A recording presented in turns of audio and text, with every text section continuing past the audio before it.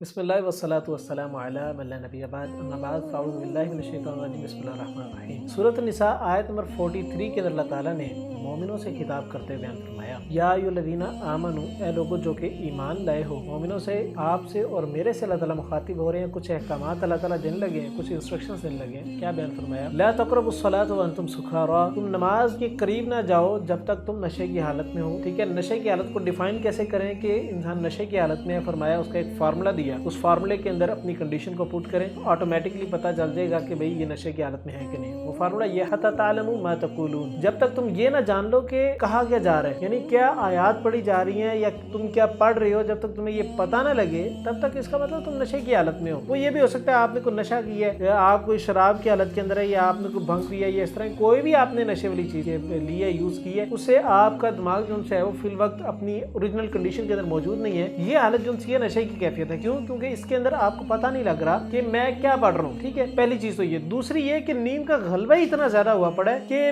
وہ اب نماز پڑھ رہا ہے، اس کو سورہ فاتحہ پڑھ رہا ہے، اس کو سورہ فاتحہ کا نہیں پتہ چل رہا ہے میں اس میں کیا کیا آیات پڑھ رہا ہوں، کیا کیا لفظ ادا کر رہا ہوں، کون سے حروف ادا کر رہا ہوں، کچھ نہیں پتہ لگ رہا۔ اسی طریقے سے قرآن جی کی کوئی سورت پڑھتا ہے، اس کے اندر اس کو پتہ نہیں لگتا ما تعبدون ما یعبدون کیا ہے، تو کچھ بھی کیا جاتا ہے، الٹی سیدھی کوئی بھی آیت پڑھ جاتا ہے، تو اس کا مطلب وہ اپنی اصل ہوش کی حالت کے اندر موجود نہیں ہے۔ وہ چاہے نشے کی حالت ہے، چاہے نیند کا اتنا غلبہ ہے کہ وہ بھی نشے کی طور پہ طاری ہوا پڑا ہے۔ دونوں چیزوں کی، دونوں حالتوں کے اللہ تعالیٰ نے فرمایا لا تقربوا الصلاۃ، نماز کے اس وقت تک قریب نہیں جانا۔ ٹھیک ہو گیا۔ دوسری چیز فرمایا ولا جنبا الا عابری سبیل حتی تغتسلوا، پہلی چیز یہ کہ نماز کے قریب تب تک نہیں آنا جب تک تم نشے کی حالت میں ہو، نشے کی حالت میں نماز کے قریب نہیں آنا۔ دوسری حالت یہ ہے ولا جنبا، اور جب تک تم جنبی ہو یا تمہیں احتلام ہوا ہے، انسان کے اوپر غسل واجب ہوا ہے مسلمان پہ، یا اس نے مباشرت کی ہے، یا کچھ بھی اس طرح کی کنڈیشن ہے جس کے اندر اس پہ غسل واجب ہو گیا ہے، تو اس حالت میں بھی انسان نے اس کے قریب نہیں جانا، نماز کے قریب۔ فرمایا الا عابری سبیل حتی تغتسلوا۔ ہاں، اور یہ ایک اور بھی چیز، وہ یہ کہ نماز کے قریب بھی نہیں جانا۔ ٹھیک ہے، اور دوسری بات جنبی حالت کے اندر یعنی انسان کے اوپر غسل واجب ہے اور انسان اس کنڈیشن کے اندر انسان کو کہا گیا کہ آپ نے مسجد کے اندر بھی نہیں جانا، الا عابری سبیل، یہاں تک کہ آپ سے گزرنے والے، یعنی آپ کا کوئی راستہ ہی کچھ اس طرح ہے کہ درمیان میں مسجد آتی، مسجد کے اندر سے ایک گیٹ سے داخل ہونا، دوسرے گیٹ سے آپ نے باہر نکل جانا ہے۔ یہ انٹرنس اور ایگزٹ کے لیے آپ یوز کر سکتے ہیں، لیکن مسجد کے اندر بیٹھ نہیں سکتے جب تک آپ غسل آپ کے اوپر واجب ہے۔ پہلی چیز یہ ہو گئی۔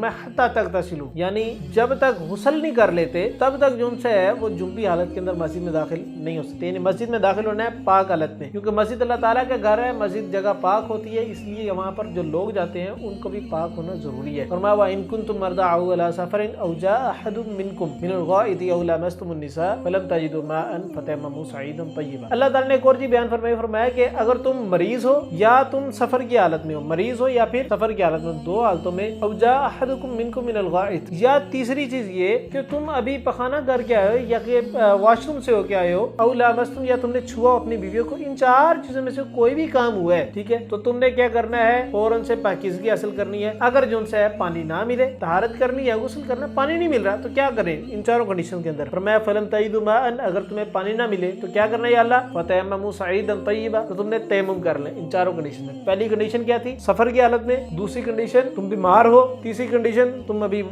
واش روم سے نکلے ہو یا تم نے پخانہ کی ہے، ٹھیک ہے، اپنی قضائے حاجت کی ہے، چوتھی کنڈیشن تم نے اپنی بیوی کو چھوا، مباشرت کی ہے، انٹرکورس کی ہے۔ ان چار کنڈیشن میں کوئی بھی کنڈیشن ہوتی ہے، طہارت حاصل کرنی ہے، طہارت کے لیے اگر پانی نہیں مل رہا، نماز کا ٹائم ہو گیا ہے یا آپ نے کوئی اس طرح نماز کا ٹائم ہو گیا، نماز پڑھنی جا کے پانی نہیں مل رہا، تو اس کنڈیشن کے اندر کیا کرنا ہے؟ آپ نے سب سے پہلے تیمم کرنا ہے۔ فتیمموا صعیدا طیبا، تیمم کس چیز سے کرنا ہے؟ صعیدا طیبا، پاک مٹی سے کرنا ہے۔ صعید کہتے ہیں سطح زمین کے اوپر موجود تمام قسم کی چیزیں، وہ پتھریلا علاقہ تو وہاں پتھر بھی ہو سکتی ہے، صحرائی علاقہ تو وہاں پہ نیچے ریت بھی ہو سکتی ہے، اگر کوئی میدانی علاقہ تو مٹی بھی ہو سکتی ہے، زمین کے اوپر لٹا کے اوپر لگی، ٹھیک ہے، یہ بھی ہو سکتی ہے، یا دیوار ہے تو دیوار کے اوپر لگی مٹی بھی ہو سکتی ہے، صعیدا طیبا کے اندر شامل ہوتی ہیں۔ حدیث کے اندر آتا ہے سیدنا عمار بن یاسر رضی اللہ تعالیٰ بیان فرماتے ہیں کہ مجھے رسول اللہ صلی اللہ علیہ وسلم نے کسی کام سے کسی جگہ پر بھیجا، تو راستے کے اندر میرے پہ جو سے نا غسل واجب ہو گیا، میں نے تیمم کیا، تو تیمم کرنے کا طریقہ یہ کہ میں زمین کے اوپر لیٹا اور لوٹ پوٹ ہوا، جس طرح جانور لیٹ کے لوٹ پوٹ ہوتے ہیں، میں اس طریقے سے ہوا اور میں نے اٹھ کے نماز وغیرہ پڑھی، اور پھر میں جب رسول اللہ کے پاس آیا تو میں نے آ کے پورا واقعہ بیان کیا، رسول اللہ میرے ساتھ یہ معاملہ پیش ہے، میں نے اس طرح کیا، تو اللہ کے رسول نے کہا کہ بھی اتنے لمبے چوڑے رولے کو پڑھنے کی ضرورت نہیں تھی، کیا کرو تم زمین پہ ہاتھ مارو، ٹھیک ہے، ایک مرتبہ، اور اپنے بائیں ہاتھ کو